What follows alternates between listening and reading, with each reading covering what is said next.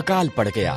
Elimelech, Naomi और उनके पुत्र भोजन की खोज में मोआब को गए। एलीमेलेक मर गया। पुत्रों ने मोआबी स्त्रियों ओरपा और रूत से विवाह कर लिया।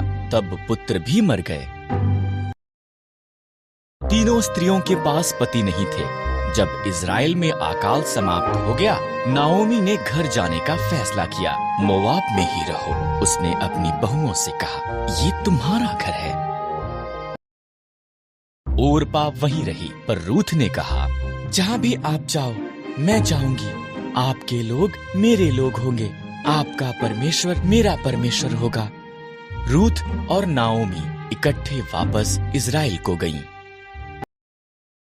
ये इज़राइल में फसल के कटने का समय था। नाओमी ने रूथ से कहा कि वो जाकर खेत में काटने वालों के पीछे फसल को बीन ले। खेत एलीमेलेक के संबंधी बोअज का था।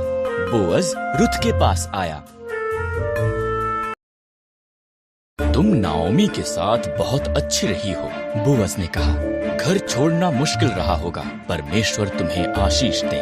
उसने रूथ को भोजन दिया और अपने जवानों को उसकी देखरेख करने को कहा।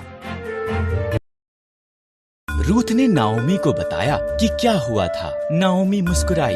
जब कोई मरता है, उसका निकट संबंधी उसके परिवार की देखभाल करता है। वो व्यक्ति उनका निकटतम छुटकारा देने वाला संबंधी है। बोअज हमारा निकटतम संबंधी है, उसके निकट ही रहना। इसलिए रूथ बोअज के निकट रही। वो हर दिन उसे और ज्यादा पसंद करने लगा। बोअज ने एलीमेलेक की जमीन खरीदी और नाओमी और रूथ की देखभाल की। तब उसने रूथ को उसके साथ विवाह करने के लिए कहा।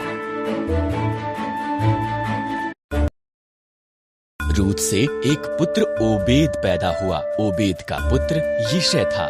यिशै का पुत्र दाऊद था और दाऊद इज़राइल का महान राजा बन गया। इसलिए परमेश्वर ने रूथ को आशीष दी, ठीक जैसा कि बोअज ने प्रार्थना की थी।